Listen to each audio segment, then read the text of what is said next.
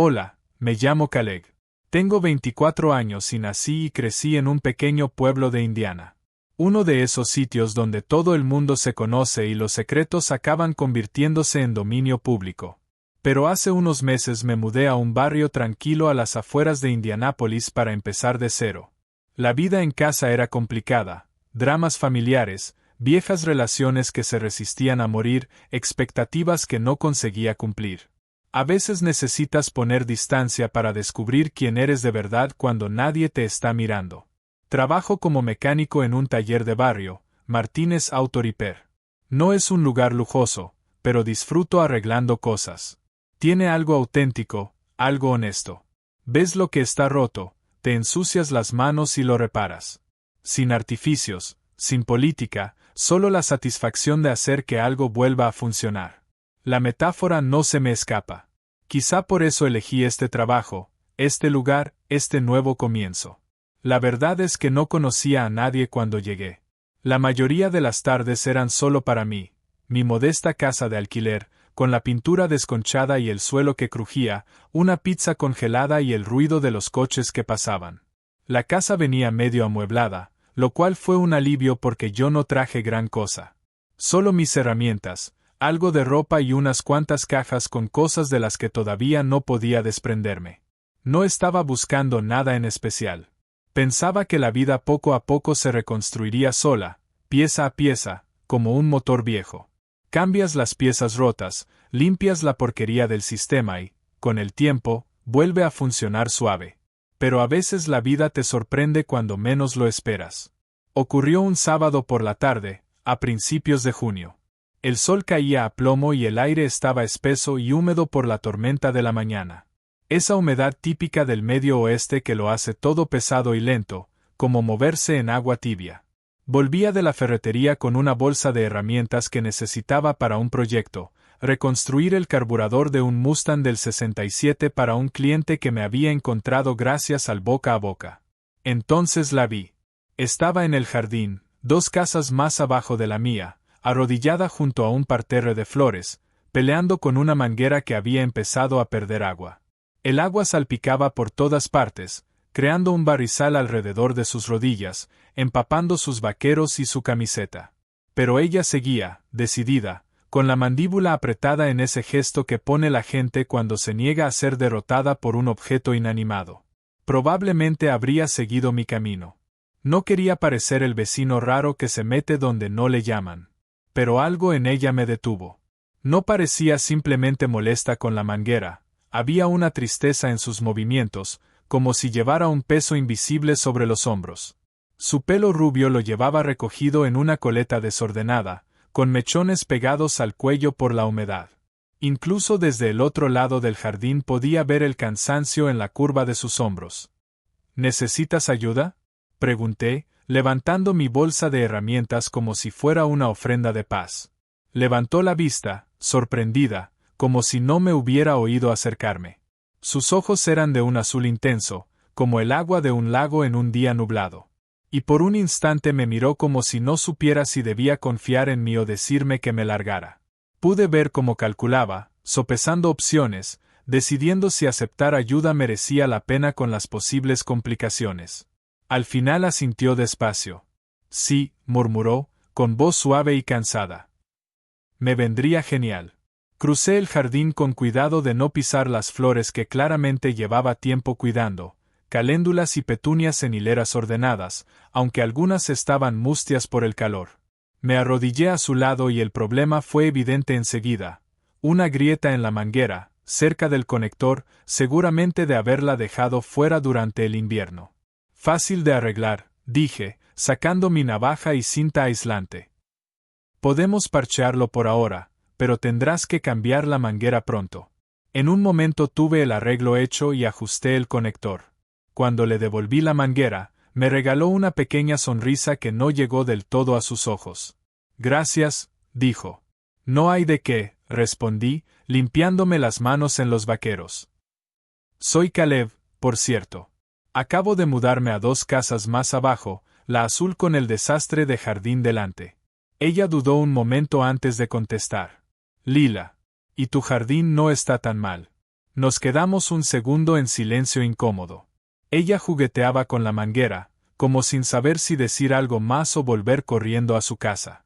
El sol nos golpeaba y vi como una gota de sudor le bajaba por la sien. Si alguna vez necesitas que arregle algo por aquí, soy bastante manitas, dije, señalando mi casa por encima del hombro, fingiendo no notar su desconfianza. Solo tienes que avisar. Lila volvió a asentir, pero me dio la impresión de que no era de las que piden ayuda fácilmente. Irradiaba orgullo, aunque también estaba visiblemente herida. Como alguien que había aprendido que depender de otros suele acabar en decepción. Al darme la vuelta para irme, me fijé en un destello en su mano izquierda, un anillo de boda, oro blanco o platino, brillando bajo el sol. Sentí un nudo en el pecho. No conocía la historia, pero no hacía falta ser un genio para intuir que algo no iba bien. No había ningún coche en la entrada salvo un Honda Civic viejo, ni zapatos de hombre en el porche, ni ruidos de vida en el interior de la casa. Había angustia en sus ojos, de esa que nace de una pérdida tan reciente que aún te sorprende cada mañana al despertar, cuando recuerdas. Parecía estar a medias presente, como si una parte de ella estuviera en otro lugar por completo. No pregunté. No era mi papel. Al volver hacia mi casa, miré una vez más por encima del hombro. Seguía allí, de pie, con la azada colgando inerte en sus manos, observándome alejarme. Entonces sonrió brevemente, de verdad sonrió, pequeña, casi tímida, pero genuina. Como si hubiera recordado lo que se sentía y se sorprendiera de esa sensación. Aquella noche, sentado en mi patio trasero con una cerveza fría, escuchando la sinfonía de grillos y los cortacéspedes lejanos, no conseguía apartar de la cabeza esa sonrisa. Pensaba en su soledad, que parecía irradiar de ella como un espejismo bajo el calor, y en cómo la vida, de repente, podía juntar a dos personas rotas. No lo supe en ese momento, pero aquella puerta entreabierta fue la señal del inicio de algo inesperado. Los días siguientes pasaron tranquilos. Lila y yo nos vimos un par de veces a lo lejos. Un saludo con la mano aquí, un gesto de cabeza allá. Ella solía estar en su jardín temprano por la mañana o al atardecer, evitando el calor sofocante. Se movía por sus rutinas como alguien siguiendo un guión: recoger el correo, regar las plantas, sacar la basura. Sin variaciones, sin espontaneidad, solo los movimientos de vivir sin estar realmente viva. No quería presionar. Se percibía en el aire que la rodeaba, ese tipo de dolor que no quiere compañía, que necesita espacio para existir sin explicaciones ni consuelos. Pero cada vez que pasaba delante de su casa, algo me atraía. Quizá era la manera en que caminaba, como si lo hiciera a través de agua profunda. Quizá solo aquella pequeña sonrisa del primer día, que me perseguía más de lo que quería admitir. Una tarde, justo antes de anochecer, la vi de nuevo en apuros. La luz dorada lo suavizaba todo, más indulgente, pero no ocultaba su frustración. Estaba intentando arreglar uno de los escalones de la entrada del porche. La madera estaba podrida, desde mi jardín podía ver las zonas blandas y astilladas. Sería peligroso seguir usándolo. Ella estaba allí, arrodillada, martillo en mano, mirando el escalón como si fuera un rompecabezas imposible. Dudé apenas un segundo antes de cruzar la calle. Mis botas resonaban suaves sobre el asfalto, todavía caliente por el calor del día. Oye, dije con voz suave, te vas a hacer daño si intentas remendarlo. Toda la tabla hay que cambiarla. Levantó la vista, apartándose el pelo de la cara con el dorso de la mano, dejando una mancha de tierra en la mejilla. Está bien, respondió casi de forma automática, como si tuviera grabado rechazar cualquier ayuda. Pero no estaba bien. Ese escalón era un accidente esperando a ocurrir. Déjame ayudarte, insistí, dejando mi bolsa de herramientas antes de que pudiera protestar. En serio, tengo unas maderas en el garaje que van perfectas. 2 manos son mejor que una, y además tengo las herramientas adecuadas. Esta vez no me discutió. Simplemente se apartó y se sentó en el escalón de arriba, encogiendo las piernas contra el pecho, observándome en silencio. Llevaba una sudadera universitaria enorme, a pesar del calor de la tarde. Purdue University, negra descolorida con las letras blancas cuarteadas. El arreglo no era complicado, sacar la tabla podrida, medir, cortar, colocar la nueva. Pero sentía sus ojos fijos en mí todo el tiempo, pesados y tristes. La luz agonizante alargaba la sombra sobre el porche, y en la distancia se escuchaban niños jugando, su risa arrastrada por la brisa. ¿Te dedicas a esto?, preguntó en voz baja, casi tapada por el golpeteo del martillo. Más o menos, contesté, alineando otro clavo. Soy mecánico de oficio, pero crecí arreglando lo que hiciera falta. Madre soltera, poco dinero. Aprendes a apañarte. Y supongo que se me quedó. Ella asintió, tirando de las mangas de la sudadera hasta cubrirse las manos, como si tuviera frío, aunque aún estaríamos a 24 o 25 grados.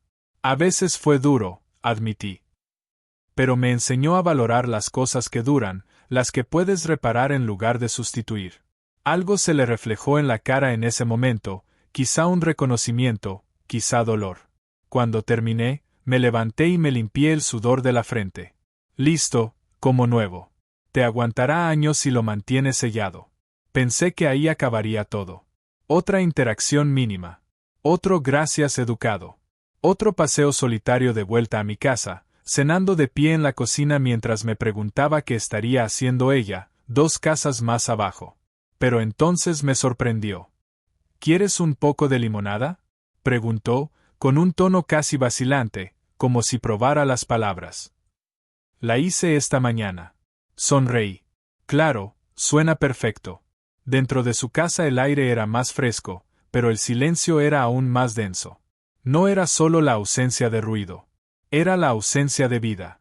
Como si la casa misma contuviera la respiración, esperando algo que nunca iba a volver. El salón estaba ordenado, demasiado ordenado, obsesivamente. Pero había detalles sutiles que contaban una historia. Una bandera estadounidense doblada en forma de triángulo descansaba en una vitrina sobre la repisa. Medallas militares enmarcadas.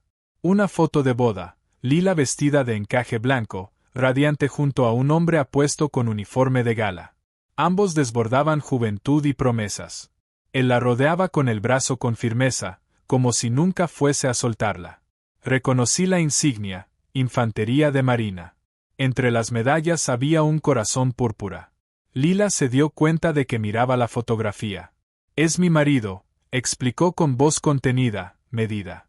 Colocó 2 vasos en la mesa de centro, los cubitos de hielo tintinearon como campanillas. ¿Daniel?, pregunté. Su voz se quebró al pronunciar su nombre, como si fuera alambre de espino. ¿Él sirvió?, dije con suavidad. Ella asintió y se sentó despacio en el extremo opuesto del sofá. 3 misiones en Afganistán. Volvió siempre. Rió, pero fue una risa amarga, rota. Sobrevivió a artefactos explosivos, a francotiradores, a Dios sabe qué más allí. Volvió a casa conmigo sano y salvo. Se detuvo, mirando la condensación que se formaba en el vaso. Accidente de coche, hace 6 semanas, añadió al fin, las palabras cayendo como piedras en agua quieta. Un borracho se saltó un semáforo. Daniel volvía del supermercado. Llevaba helado en el coche. El de menta con chocolate, mi favorito. Me dijeron que fue instantáneo. Que no sufrió. No supe qué decir. ¿Qué puedes decir ante eso? Nada parecía suficiente. El peso de su pérdida llenaba la sala como agua, amenazando con ahogarnos a los dos. En lugar de buscar palabras torpes, simplemente bebí un sorbo de limonada. Era ácida y un poco demasiado dulce, probablemente hecha con polvo, pero perfecta para el momento. Nos quedamos allí sentados sin hablar. El silencio no era incómodo exactamente, solo denso con cosas que no podían decirse. Afuera, arrancó una segadora, y aquel sonido cotidiano resultó casi obsceno frente a su dolor. Lila rió débilmente, un sonido seco, como hojas secas movidas por el viento. Lo siento, no soy muy buena compañía ahora mismo. Todos me dicen que tengo que salir más, conocer gente, pero, hizo un gesto vago hacia sí misma, hacia la casa, hacia todo. Estás bien, dije con firmeza. No tienes que ser nada distinto de lo que eres. Entonces me miró de verdad, como si no supiera si creerme o no. Sus ojos estaban enrojecidos, aunque ya no lloraba. Todos insisten en que es hora de seguir adelante, murmuró. Como si el duelo tuviera fecha de caducidad. Como si debiera despertarme un día y estar bien con el hecho de que la persona con la que planeé toda mi vida ya no esté. No hay plazos, respondí sin pensarlo. Algunas cosas se quedan contigo para siempre. Solo aprendes a llevarlas. Me observó largo rato y pensé que quizá me preguntaría qué había perdido yo para hablar así. Pero no lo hizo. Simplemente asintió, casi imperceptiblemente. Terminé la limonada y me puse en pie, sin querer abusar de su hospitalidad. Si alguna vez necesitas algo, llama a mi puerta. De día o de noche, lo digo en serio. Ella me acompañó hasta la puerta, moviéndose despacio, como bajo el agua. Al salir al aire pesado de la tarde, murmuró. Gracias, Caleb. Me giré y sonreí. Cuando quieras, Lila. La puerta se cerró suavemente tras de mí, pero no se sintió tan definitiva como antes. Aquella noche, tumbado en la cama, escuchando cómo el aparato del aire luchaba contra la humedad, no podía dejar de pensar en ella, allí sentada, pequeña y frágil, pero aún en pie, aún luchando cada día aunque fuera más fácil rendirse. No sabía qué ocurriría después. No tenía planes. No quería apresurarla, ni arreglarla, ni convertirme en un sustituto. Pero en lo más hondo sabía que ya no era solo un vecino. Algo había cambiado entre aquel escalón roto y el silencio de su salón. Y, por primera vez desde que me mudé aquí, no me sentía del todo solo. En las siguientes semanas encontramos un ritmo. Nada oficial, nada planeado, solo un patrón natural nacido de la proximidad y la soledad compartida. La veía por las mañanas, cuando salía para el trabajo, y me saludaba desde detrás de la mosquitera. Por las tardes, si estaba trabajando en un coche en la entrada, a veces se acercaba con 2 botellas de agua fría de su nevera, y hablábamos mientras yo trabajaba. Me hablaba de Daniel en pequeñas dosis, como si racionara los recuerdos. Como se conocieron en una fiesta universitaria. Ella estudiaba magisterio, él estaba en Roth. Como le pidió matrimonio en el mismo banco donde se habían besado por primera vez, junto a un lago. Como le mandaba vídeos divertidos desde Afganistán solo para hacerla reír desde medio mundo de distancia. Cada historia parecía costarle algo, pero también le aligeraba la carga, aunque fuera un poco. Yo también le contaba mi vida. Crecer pobre pero feliz. Mi madre trabajando en 3 empleos. Aprender a arreglar coches con libros de la biblioteca y vídeos de YouTube. Mi exnovia, que quería que fuera alguien que no era.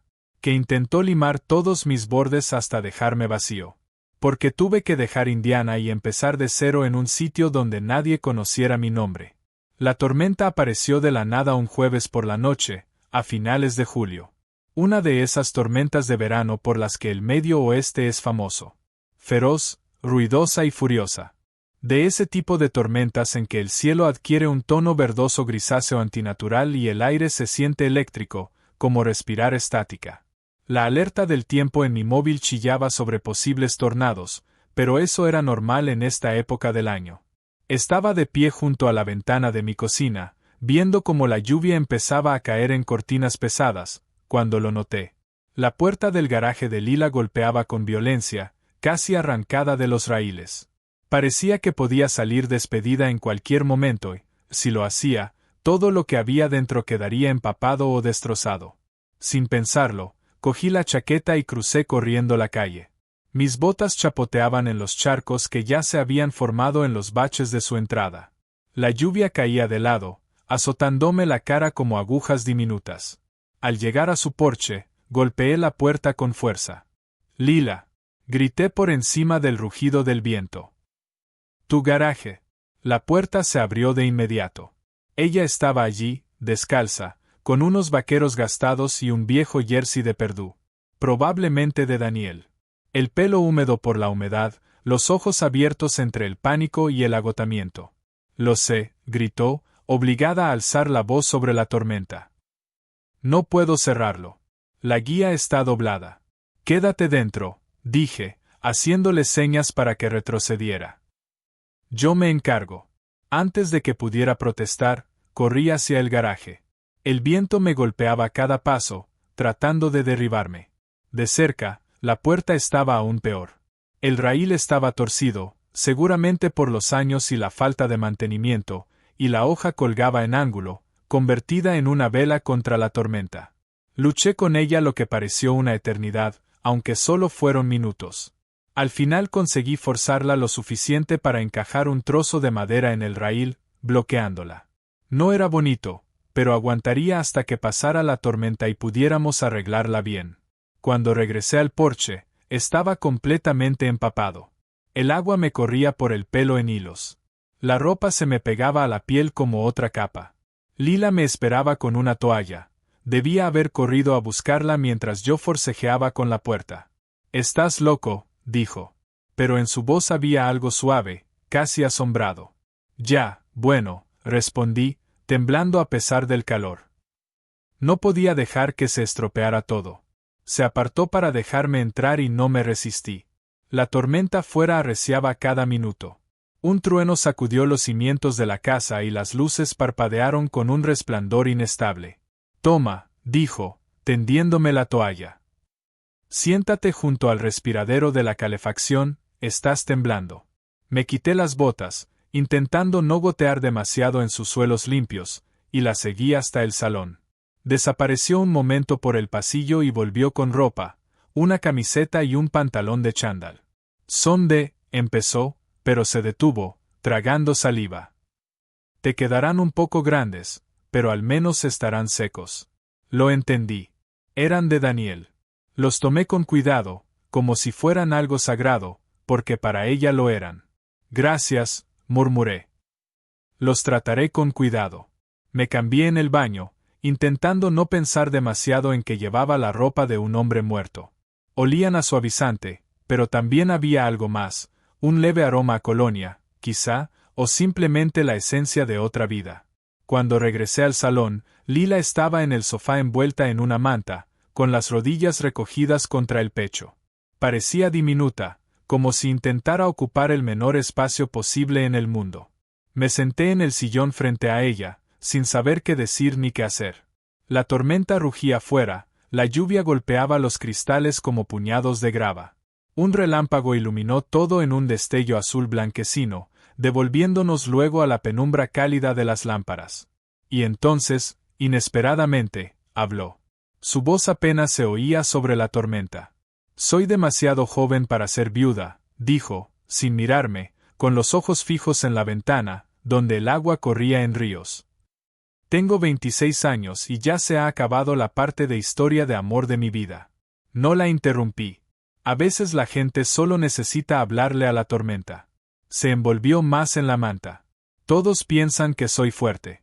Me dicen cosas como, ya encontrarás a alguien más. O, Daniel querría que fueras feliz. O, el tiempo lo cura todo». Como si fuera tan fácil. Como si se pudiera reemplazar a alguien como si fuera un electrodoméstico roto. La amargura en su voz era tan afilada que cortaba.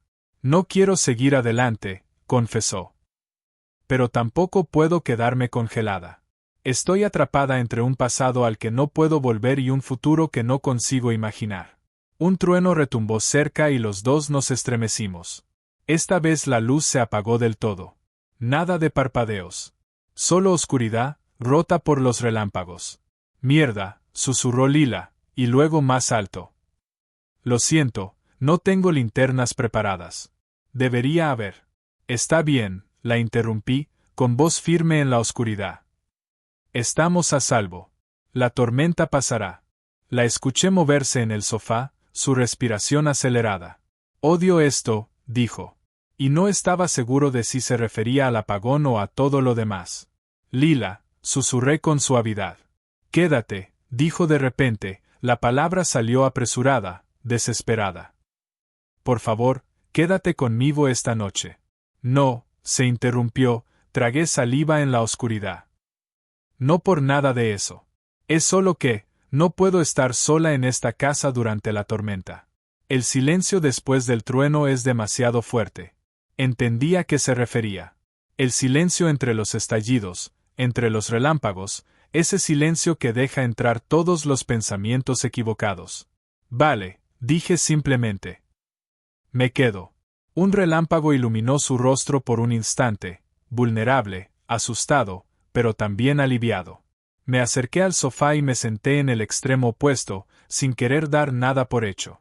Pero a medida que la tormenta seguía descargando sobre el mundo, ella fue acercándose poco a poco hasta apoyarse en mi hombro. Sentí su temblor, por frío, miedo o dolor, quizá los tres. Con cuidado, despacio, dándole todas las oportunidades de apartarse, pasé un brazo sobre sus hombros. Se tensó un segundo, y luego se relajó, hundiéndose contra mi costado como si hubiera estado rígida durante semanas y, al fin, tuviera permiso para soltar. Echo de menos tener a alguien aquí cuando llueve fuerte, susurró. Daniel solía inventarse historias absurdas sobre los truenos. Decía que era Dios jugando a los bolos, o los ángeles moviendo muebles. Ridículo, pero me hacía reír. Mi madre decía que los truenos eran solo la barriga del cielo gruñendo, añadí.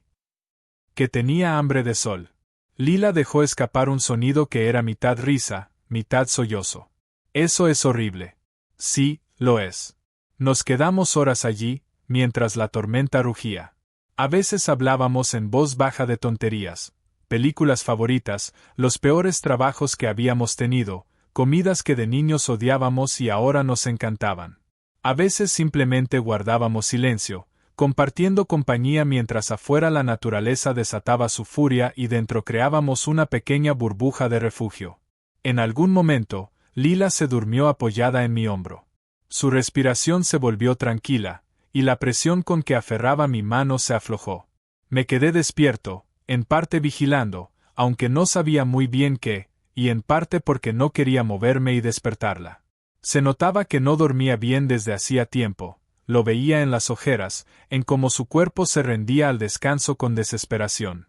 La tormenta terminó hacia las 3 de la madrugada. El trueno se convirtió en un murmullo lejano, luego en nada. La lluvia pasó de golpear furiosa a un repiqueteo suave, hasta cesar del todo. En el silencio que siguió, pude oír a los grillos de nuevo, como si la naturaleza anunciara que el peligro había pasado. Al amanecer, la luz gris filtrándose por las ventanas, Lila se removió. Abrió los ojos lentamente, confundida al principio, y luego recordó dónde estaba. Se incorporó rápido, apartándose de mí, con las mejillas encendidas por la vergüenza. Lo siento, dijo con voz áspera de sueño. No era mi intención. No te disculpes, respondí con suavidad. Todos necesitamos a alguien a veces. Me miró largo rato, como decidiendo si podía creerme. No se me da bien esto, admitió al fin. Necesitar a la gente. Dejarles entrar. A mí tampoco, confesé. Pero quizá podamos aprender juntos. Entonces sonrió. Pequeña, vacilante, pero auténtica. Debería hacer café, dijo. Es lo mínimo después de que salvaras mi garaje y pasaras la noche en vela. El café suena perfecto. Se levantó y fue hacia la cocina aún envuelta en la manta como si fuera una capa. Y me di cuenta de que algo fundamental había cambiado entre nosotros. Habíamos sobrevivido a una tormenta juntos, la literal y parte de la emocional que ella arrastraba. Ya no éramos extraños. Ni siquiera simples vecinos que intercambian frases educadas. Éramos algo distinto, difícil de definir pero imposible de negar. La luz volvió mientras el café se hacía. Todo se iluminó de golpe y parpadeamos ante el resplandor. Lila rió, una risa real, sin amargura ni forzada. Hágase la luz, dijo. Y sonreí al escuchar algo parecido a la esperanza en su voz. Las semanas siguientes fueron diferentes. La tormenta había borrado una barrera invisible entre nosotros, y en su lugar creció algo tierno, inesperado. No hablábamos de lo que hacíamos ni de lo que éramos el uno para el otro. Ponerle etiquetas parecía peligroso, demasiado atrevido. Pero la realidad era innegable. Poco a poco, con cuidado, estábamos construyendo algo. Lila empezó a venir por las tardes mientras yo trabajaba en los coches. Traía la cena, nada especial, bocadillos o restos de pasta, y comíamos sentados en cubos en mi garaje, hablando de todo y de nada. Me contó sobre su trabajo como maestra de primaria, cómo había cogido una excedencia tras la muerte de Daniel, pero pensaba volver en otoño. Yo le hablé de mi sueño de abrir mi propio taller, de construir algo que fuese realmente mío. Deberías hacerlo, me dijo una noche, limpiándose la grasa de las manos con un trapo. Había intentado ayudarme con un cambio de aceite. La vida es demasiado corta para limitarse a soñar con las cosas. Sus palabras quedaron flotando entre nosotros, cargadas de un significado que no había querido darles. Se quedó en silencio, mirando sus manos. No quería decir, empezó. Lo sé, la interrumpí. Pero tienes razón. Ambos hablábamos de lo corta que es la vida y de ir a por lo que uno quiere. Entonces me miró y algo pasó entre nosotros, eléctrico e innegable. Algunas noches ni siquiera trabajábamos en los coches. Nos sentábamos en el columpio de su porche a ver cómo salían las luciérnagas mientras caía la tarde sobre el vecindario. Ella empezó a reír más, risas auténticas que le nacían del vientre y le arrugaban los ojos. Era preciosa cuando reía, como un rayo de sol atravesando nubes de tormenta.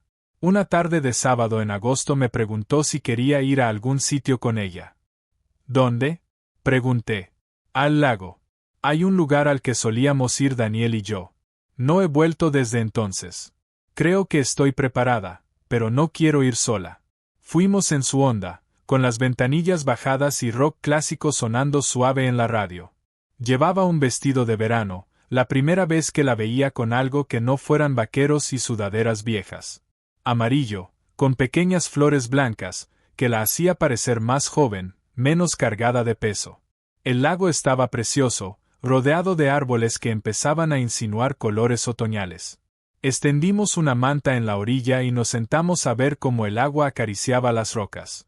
Lila estuvo callada mucho rato, pero no era el silencio pesado del duelo, sino uno reflexivo, como si mantuviera una conversación importante consigo misma. De repente, se quitó el anillo de boda. Lo sostuvo en la palma, mirándolo. El sol hacía brillar el oro blanco. Siempre le querré, dijo suavemente. Daniel siempre será parte de lo que soy. Mi primer amor. El que me enseñó lo que el amor podía ser. Guardé silencio. Sabía que necesitaba decirlo. Pero, continuó, con la voz más firme, estoy empezando a darme cuenta de que mi corazón quizá es más grande de lo que pensaba. Que quererle no significa que no pueda. Se interrumpió, mirándome con esos ojos azules como el lago. No terminó la frase, no hacía falta. Sacó una pequeña caja de madera de su bolso, estaba preparada para ese momento.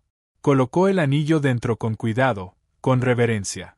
Cerró la tapa con un clic suave que sonó como un punto final. No le estoy sustituyendo, dijo, quizá para mí, quizá para ella misma, quizá para la memoria de Daniel. Solo estoy haciendo espacio. Lo entiendo, respondí, y lo hacía de verdad. Todos cargamos con nuestros fantasmas. El truco está en aprender a vivir con ellos en lugar de para ellos. Entonces se apoyó en mí, recostando la cabeza en mi hombro, y vimos como el sol pintaba el lago de dorado, naranja y rosa. Fue una paz que no sentía desde hacía años. Caleb, dijo al cabo de un rato. Sí, gracias por ser paciente. Por no presionarme. Por simplemente estar aquí. No hay ningún sitio en el que prefiera estar, respondí, y lo sentía de verdad.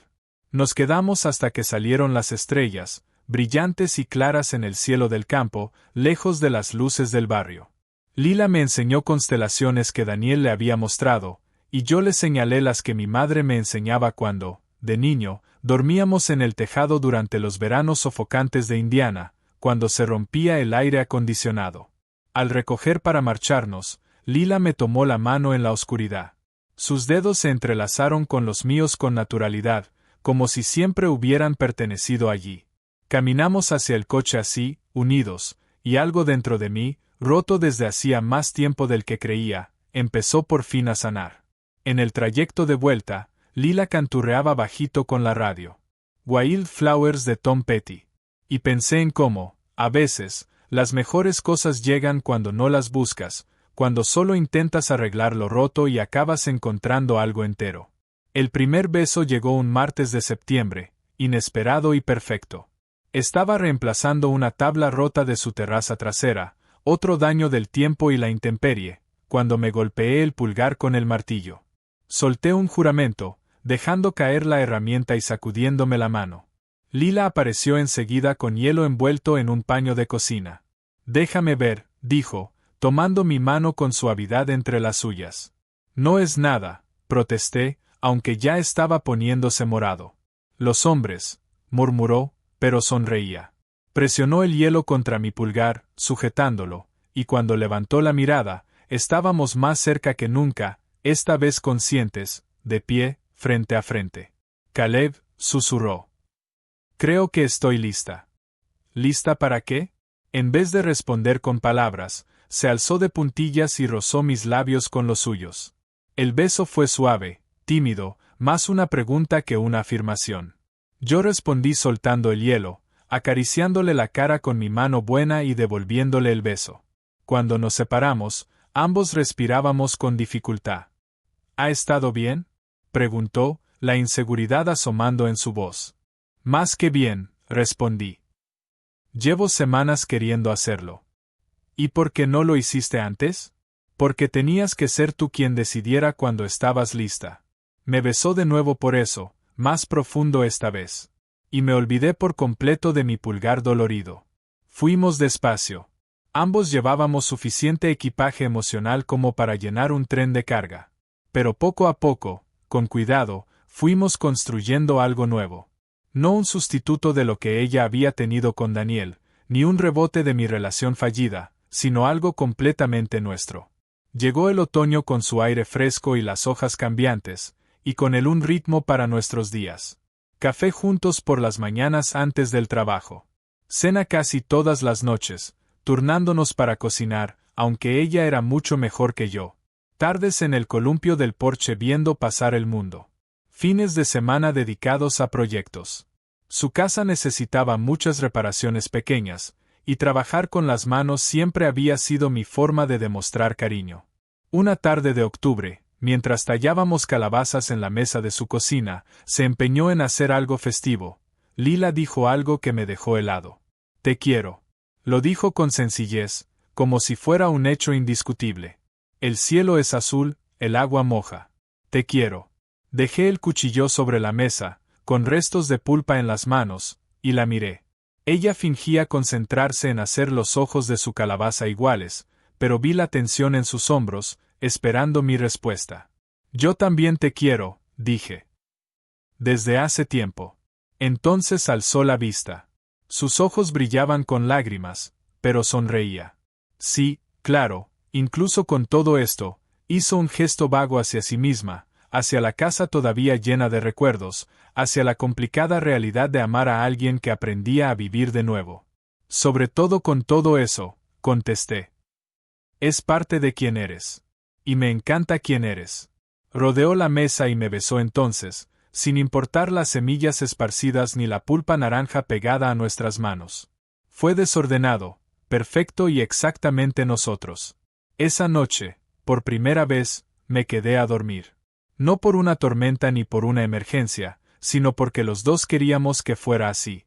Dormimos en su cama, diferente a la que había compartido con Daniel. Me había contado que compró una nueva después. En la oscuridad hablamos del futuro. Quiero volver a enseñar, dijo con la cabeza apoyada en mi pecho, mientras yo le acariciaba el pelo.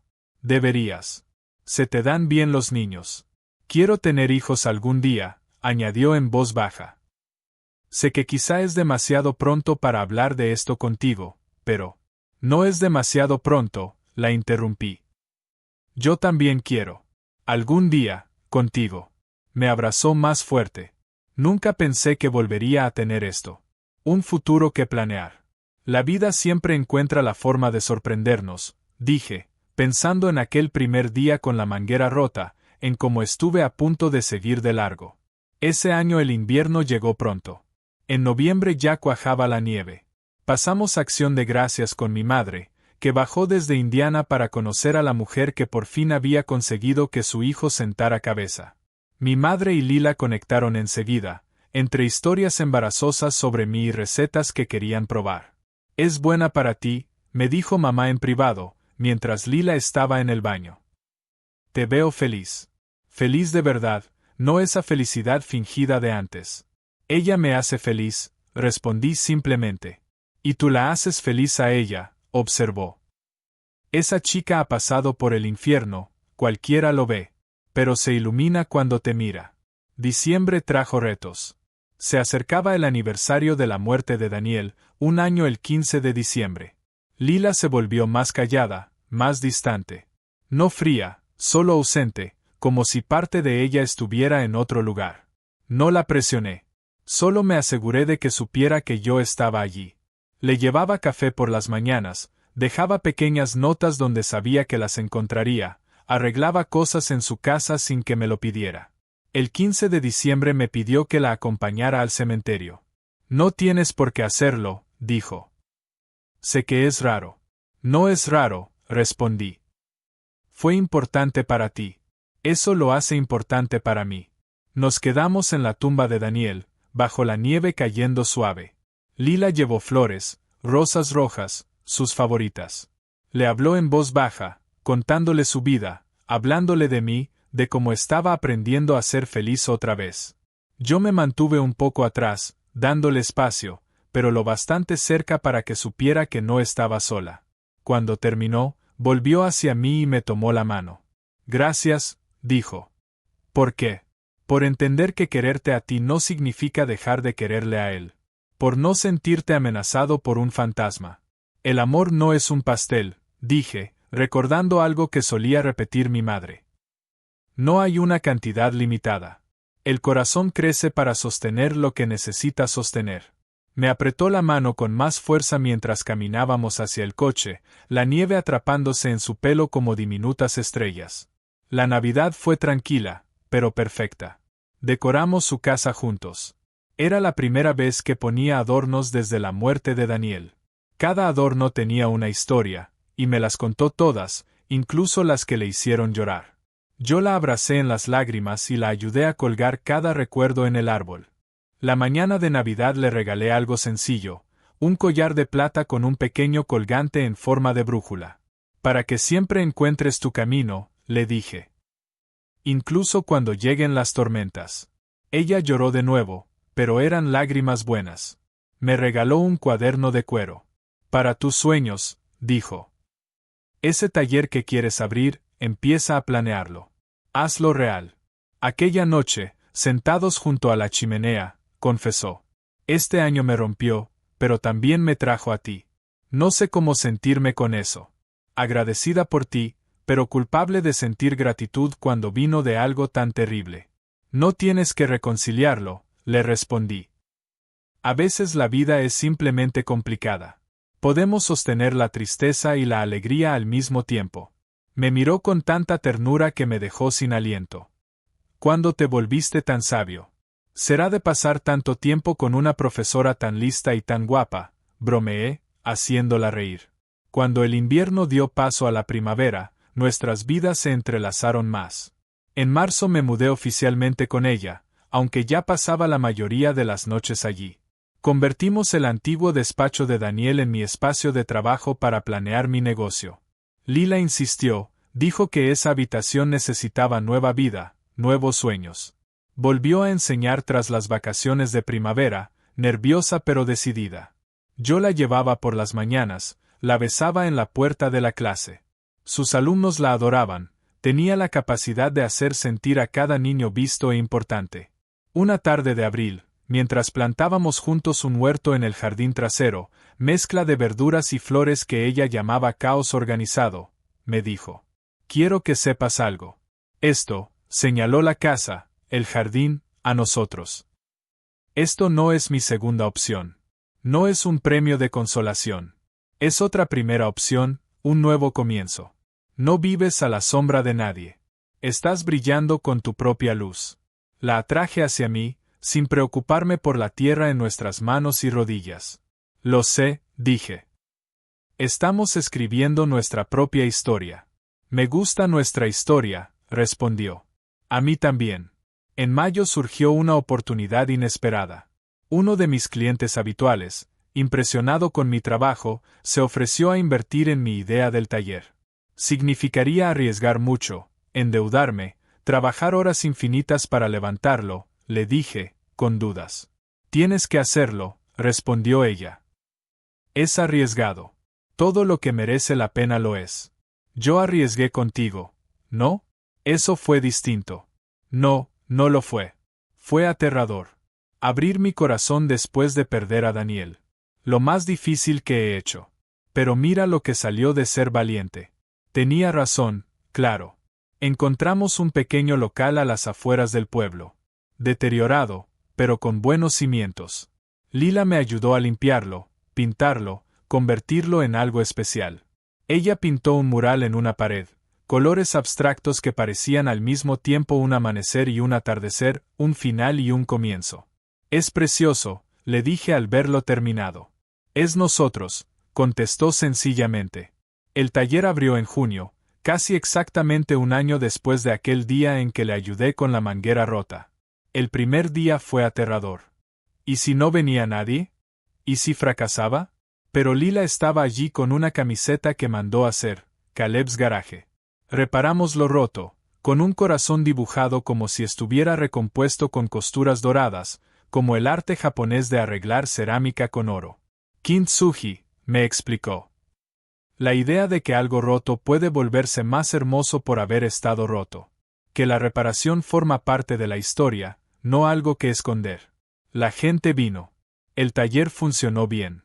Pero, más importante aún, nosotros funcionamos bien. Una tarde de julio, sentados en el columpio del porche viendo las luciérnagas, como un año antes, Lila dijo: ¿Sabes qué? Hoy es jueves. Rió. Es el aniversario del día que arreglaste mi manguera. El día que me salvaste. Te salvaste tú sola, contesté. Yo solo estaba allí con cinta americana. Quizá, dijo ella. O quizá nos salvamos el uno al otro. Pensé en aquel joven roto que había llegado aquí solo para huir de su pasado, sobreviviendo sin vivir. Pensé en todo lo que tuvo que alinearse para que pasara por delante de su casa justo en ese instante. Para que aceptara ayuda de un desconocido. Para que dos personas rotas se encontraran en un barrio cualquiera de Indiana. Sí, dije, estrechándola contra mí. Quizá lo hicimos. Mientras el sol se ponía, pintando el cielo de tonos rosas y dorados, comprendí que a veces lo mejor surge de lo peor. Que sanar no consiste en olvidar el pasado, sino en aprender a cargar con él. Que amar no es serlo todo para alguien, sino estar dispuesto a hacer espacio para todas las piezas que lo convierten en quien es. Caleb, susurró Lila. Soy feliz. De verdad feliz. No pensé que volvería a sentirlo. Yo también, respondí, y lo sentía en lo más hondo. Nos quedamos allí mientras salían las estrellas. Dos personas que habían estado rotas y se recompusieron. Distintos a como fueron, pero más fuertes por ello. El sonido del verano nos envolvía. Grillos, música lejana, niños riendo en la calle antes de irse a dormir. Me encanta nuestra vida, dijo Lila. Es una buena vida, asentí. Y lo era. No perfecta, no sin retos ni días tristes ni momentos en que el pasado pesaba más que el presente. Pero era real, era nuestra, y merecía cada pieza rota que nos había llevado hasta allí. La tormenta había pasado. La casa era sólida otra vez. Y, por primera vez en nuestras vidas, no estábamos solo sobreviviendo. Estábamos viviendo. Estábamos en casa.